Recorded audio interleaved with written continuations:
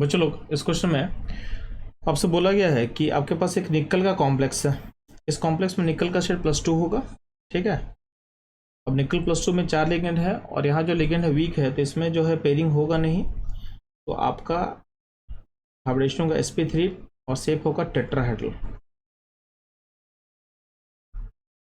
अब बोला गया सेम कॉम्प्लेक्स में अगर निकल के बदले हम Pt+2 डाल दे, Pt+2 डाल दे, तो कॉम्प्लेक्स आपको ऐसा दिखेगा PtCl2Br2। अब आपको पता होना चाहिए कि जितना भी हम नीचे वाले डी सीरीज का अगर हम मेटल लेते हैं तो उसमें लिगेंड स्ट्रॉन्ग की तरह बिहेव करता है। यानी निकल के नीचे Pd होता है, Pt होता है, तो Pd के साथ जो लिगेंड निकल में वीक की तरह बिहेव कर रहा है वही लिगेंड यहाँ पे स्ट्रॉन्ग की तरह बिहेव करता है। जैसे हम डी मेटल्स में आपका नीचे की तरफ मूव करते हैं तो लिगेंड का जो स्ट्रेंथ है वो क्या होता है, इंक्रीज करता है, उनका पेनिट्रेशन क्या होता है, ईजी हो जाता है। यहाँ क्लोरीन और ब्रोमीन जो लिगेंड है Cl- एंड Br- वो स्ट्रॉन्ग की तरह बिहेव करेगा। तो इस केस में आपका जो हाइब्रिडेशन हो जाएगा DsP2 हो जाता है और शेप हो जाएगा स्क्वायर प्लेनर।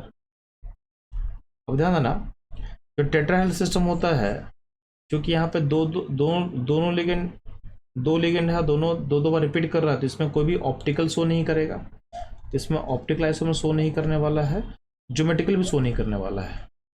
लेकिन जब स्क्वायर प्लेनर कॉम्प्लेक्स बनता है तो स्क्वायर प्लेनर कॉम्प्लेक्स में ऑप्टिकल तो शो नहीं करता है लेकिन ज्योमेट्रिकल शो करेगा। तो यहाँ पे Pt के अबाउट में सिस ट्रांस शो कर सकता है। तो Pt के अबाउट में क्या होगा, दोनों सेल अपोजिट हो सकता है यानी ट्रांसफॉर्म हो सकता है और दोनों Br भी अपोजिट हो सकता है। प्लस एक और पॉसिबिलिटी है जब दोनों Cl एक साइड हो और दोनों Br एक साइड हो सकता है, यानी यहाँ पे सिस ट्रांस होने शो करने का पॉसिबिलिटी है।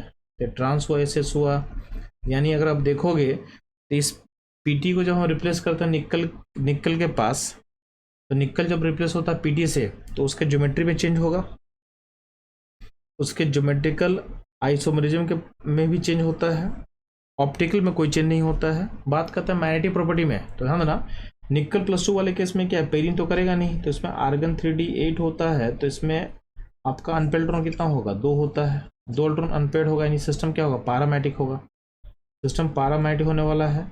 Pt वाले केस में ये लिगेंड स्ट्रॉन्ग की तरह बिहेव करेगा, तो इसमें क्या करेगा, इसका भी जो D8 कॉन्फ़िगरेशन है लास्ट वाला उसमें पेयरिंग करेगा तो यहाँ पे अनपेल्ट्रॉन 0 हो जाता है, सिस्टम क्या हो जाता है डायमैग्नेटिक। यानी अल्टीमेटली दोनों कॉम्प्लेक्स का मैग्नेटिक बिहेवियर क्या होगा, चेंज कर जाएगा, यानी ऑप्शन डी जो है उसमें भी चेंजेस आएगा। यानी आपका ABD है इसके लिए करेक्ट।